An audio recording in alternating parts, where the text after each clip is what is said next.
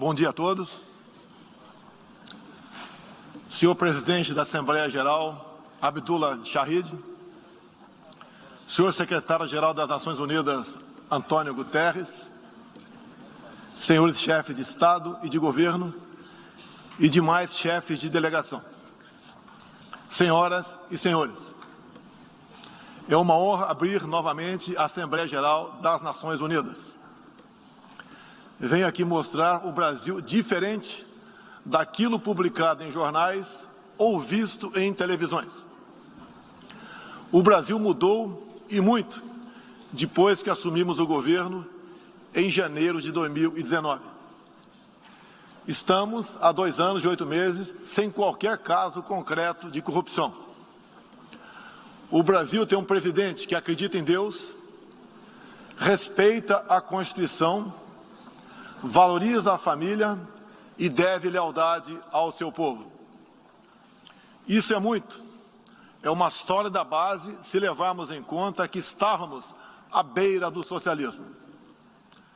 Nossas estatais davam prejuízos de bilhões de dólares no passado. Hoje são lucrativas. Nosso Banco de Desenvolvimento era usado para financiar obras em países comunistas, sem garantias. Quem honrava esses compromissos era o próprio povo brasileiro. Tudo isso mudou. Apresento agora um novo Brasil, com sua credibilidade já recuperada diante do mundo. O Brasil possui o maior programa de parceria de investimentos com a iniciativa privada de sua história. Programa que já é uma realidade e está em franca execução. Até aqui foram contratados 100 bilhões de dólares de novos investimentos e arrecadados 23 bilhões de dólares em outorgas. Na área de infraestrutura, leiloamos para a iniciativa privada 34 aeroportos e 29 terminais portuários. Já são mais de 6 bilhões de dólares em contratos privados para novas ferrovias. Introduzimos o sistema de autorizações ferroviárias, o que aproxima nosso modelo ao americano. Em poucos dias recebemos 14 requerimentos de autorizações para novas ferrovias, com quase 15 bilhões de dólares em investimentos privados. Em nosso governo, promovemos o ressurgimento do modal ferroviário. Como reflexo, menor consumo de combustíveis fósseis e redução do custo Brasil, em especial no barateamento de produção de alimentos. Grande avanço vem acontecendo na área do saneamento básico. O maior leilão da história do setor foi realizado em abril, com concessão ao setor privado do serviço de distribuição de água e esgoto no estado do Rio de Janeiro. Temos tudo o que o investidor procura: um grande mercado consumidor, excelentes serviços, tradição de respeito a contratos e confiança no nosso governo. Também anuncio que nos próximos dias realizaremos o leilão para a implementação da tecnologia 5G no Brasil. Nossa moderna e sustentável agricultura de baixo carbono alimenta mais de 1 bilhão de pessoas no mundo e utiliza apenas 8% do território nacional. Nenhum país do mundo possui uma legislação ambiental tão completa quanto a nossa. Nosso Código Florestal deve servir de exemplo para outros países. O Brasil é um país com dimensões continentais, com grandes desafios ambientais. São 8,5 milhões de quilômetros quadrados, dos quais 66%, 2/3, são vegetação nativa, a mesma desde o seu descobrimento em 1500. Somente no bioma amazônico, 84% da floresta está intacta, abrigando a maior biodiversidade do planeta. Lembro que a região amazônica equivale à área de toda a Europa Ocidental. Antecipamos de 2060 para 2050 o objetivo de alcançar a neutralidade climática. os recursos humanos e financeiros destinados ao fortalecimento dos órgãos ambientais foram dobrados, com vistas a zerar o desmatamento ilegal. E os resultados desta importante ação já começaram a aparecer. Na Amazônia, tivemos uma redução de 32% do desmatamento no mês de agosto, quando comparado a agosto do ano anterior. Qual país do mundo tem uma política de preservação ambiental como a nossa? Os senhores estão convidados a visitar a nossa Amazônia.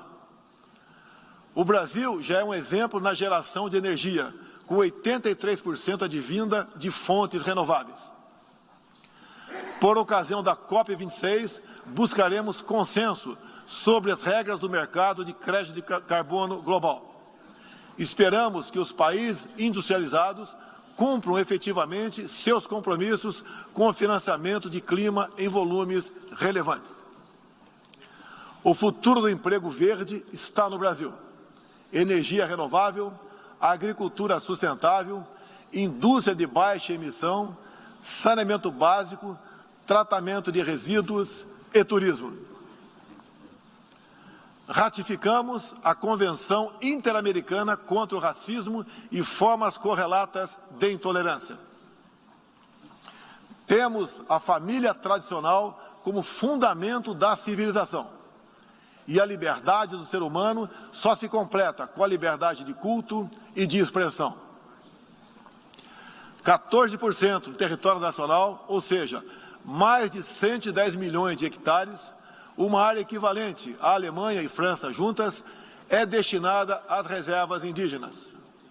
Nessas regiões, 600 mil indígenas vivem em liberdade e cada vez mais desejam utilizar suas terras para a agricultura e outras atividades. O Brasil sempre participou em missões de paz da ONU, de Suez até o Congo, passando pelo Haiti e Líbano. Nosso país sempre acolheu refugiados. Em nossa fronteira com a vizinha Venezuela, a operação acolhida do governo federal já recebeu 400 mil venezuelanos deslocados devido à crise político-econômica gerada pela ditadura bolivariana. O futuro do Afeganistão também nos causa profunda apreensão. Concederemos visto humanitário para cristãos, mulheres, crianças e juízes afegãos. Nesses 20 anos dos atentados contra os Estados Unidos da América, em 11 de setembro de 2001, reitero nosso repúdio ao terrorismo em todas as suas formas. Em 2022, voltaremos a ocupar uma cadeira no Conselho de Segurança da ONU. Agradeço aos 181 países, em um universo de 190, que confiaram no Brasil. Reflexo de uma política externa séria e responsável, promovida pelo nosso Ministério das Relações Exteriores. Apoiamos uma reforma do Conselho de Segurança da ONU, onde buscamos um assento permanente. A pandemia pegou a todos de surpresa em 2020. Lamentamos todas as mortes ocorridas no Brasil e no mundo. Sempre defendi combater o vírus e o desemprego de forma simultânea e com a mesma responsabilidade. As medidas de isolamento e lockdown deixaram um legado de inflação, em especial nos gêneros alimentícios no mundo todo.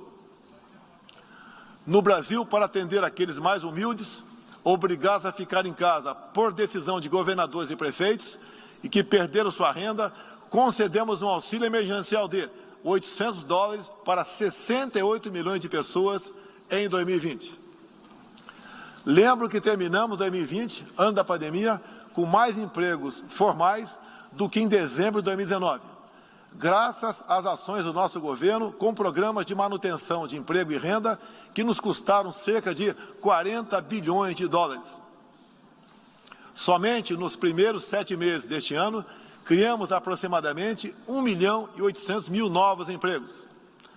Lembro ainda que o crescimento para 2021 está estimado em 5%. Até o momento, o governo federal distribuiu mais de 260 milhões de doses de vacinas e mais de 140 milhões de brasileiros já receberam, pelo menos, a primeira dose, o que representa quase 90% adulta. 80% da população indígena também já foi totalmente vacinada. Até novembro, todos que escolheram ser vacinados no Brasil serão atendidos. Apoiamos a vacinação.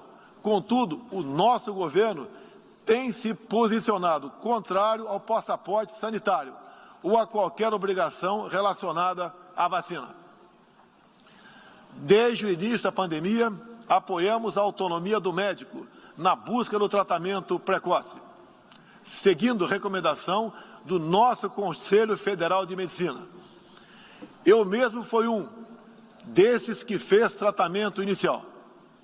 Respeitamos a relação médico-paciente na decisão da medicação a ser utilizada e no seu uso off-label. Não entendemos porque muitos países, juntamente com grande parte da mídia, se colocaram contra o tratamento inicial. A história e a ciência saberão responsabilizar a todos. No último 7 de setembro, data da nossa independência, milhões de brasileiros, de forma pacífica e patriótica, foram às ruas, na maior manifestação de nossa história. Mostrar que não abre mão da democracia, das liberdades individuais e de apoio ao nosso governo. Como demonstrado, o Brasil vive novos tempos. Na economia, temos um dos melhores desempenhos entre os emergentes. Meu governo recuperou a credibilidade externa e hoje se apresenta como um dos melhores destinos para investimentos. É aqui, nesta Assembleia Geral, que vislumbramos um mundo de mais liberdade, democracia, prosperidade e paz. Que Deus abençoe a todos.